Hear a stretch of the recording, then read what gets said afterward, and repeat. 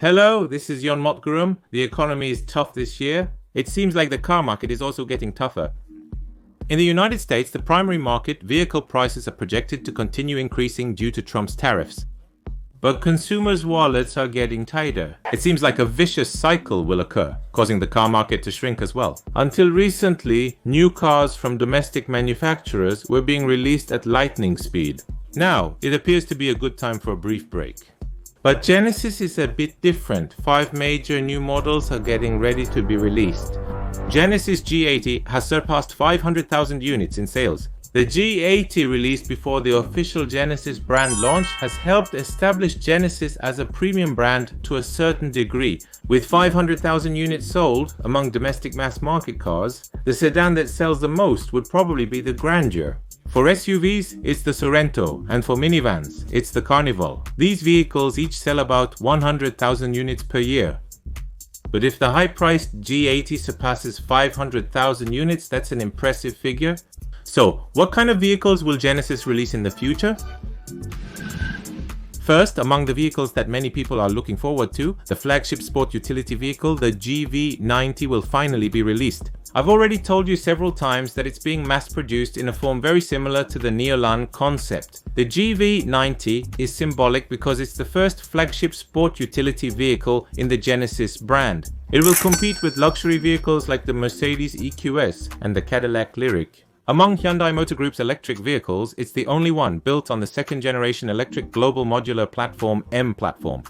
The electric global modular platform was already rated better than the third-generation internal combustion engine platform, so there must be a clear reason for switching to the second-generation platform, right?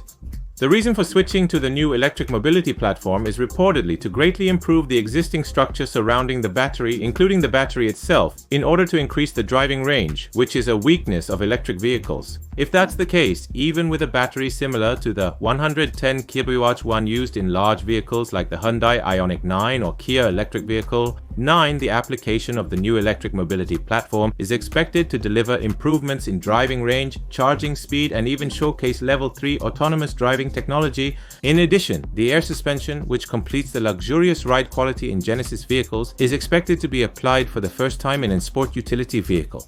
A lot of people have really been hoping for air suspension to be installed, and now the air suspension that wasn't offered in the GV80 will finally be available.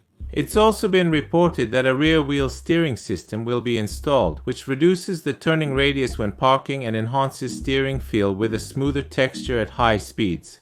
With these features alone, this is becoming the ultimate sport utility vehicle. The captured interior space is said to be very similar to the Neolan concept, as I mentioned before. Therefore, among all the Genesis vehicles released so far, the GV90 seems like it will offer the most to see. The release schedule was originally set for unveiling at the end of this year and launching in the first half of next year, but this schedule has been delayed a bit. It is expected to be released around the middle of 2026.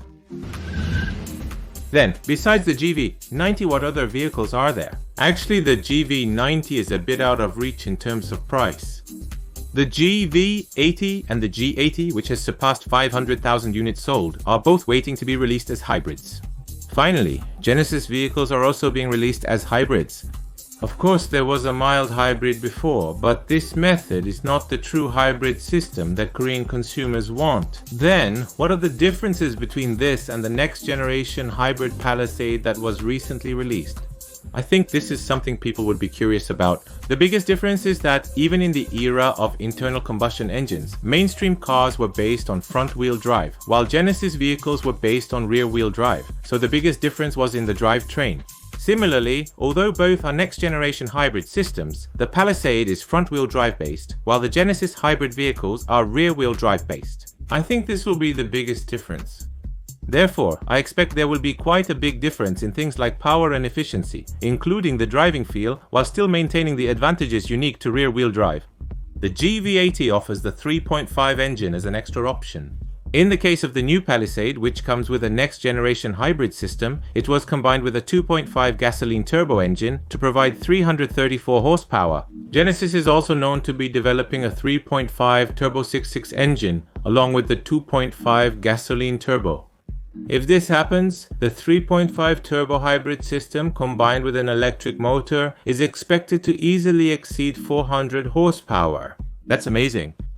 Therefore, Genesis's high-performance 3.5 engine is expected to continue performing well. Previously, the focus was on fuel efficiency with full hybrid systems, but going forward, we can expect full hybrid systems that also emphasize high performance along with fuel efficiency. The GV80 hybrid is expected to be released around the third quarter after the first half of 2026. Initially, it is expected to be launched based on the 2.5 engine, and later, the 3.5 hybrid is expected to be released.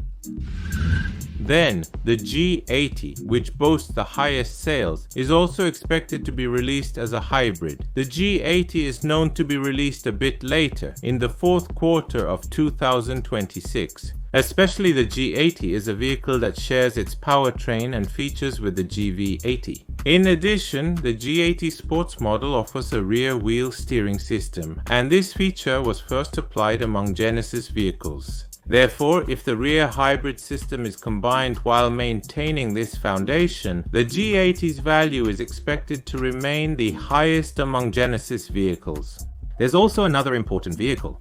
The vehicle with the highest sales among Genesis SUVs is the GV70.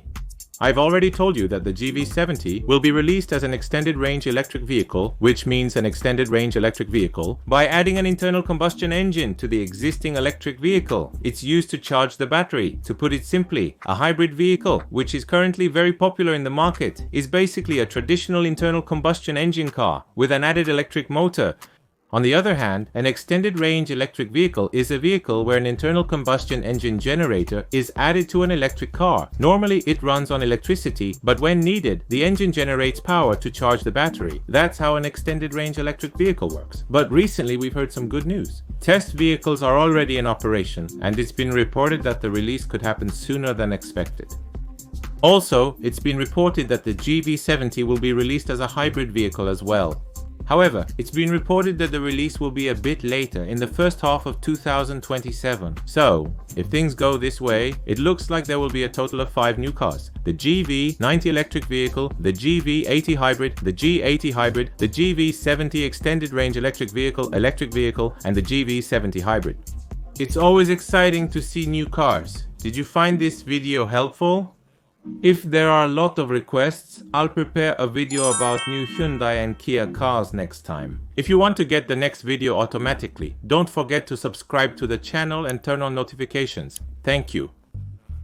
If this was helpful, please give it a like, subscribe and turn on notifications to get accurate new car information quickly. Thank you.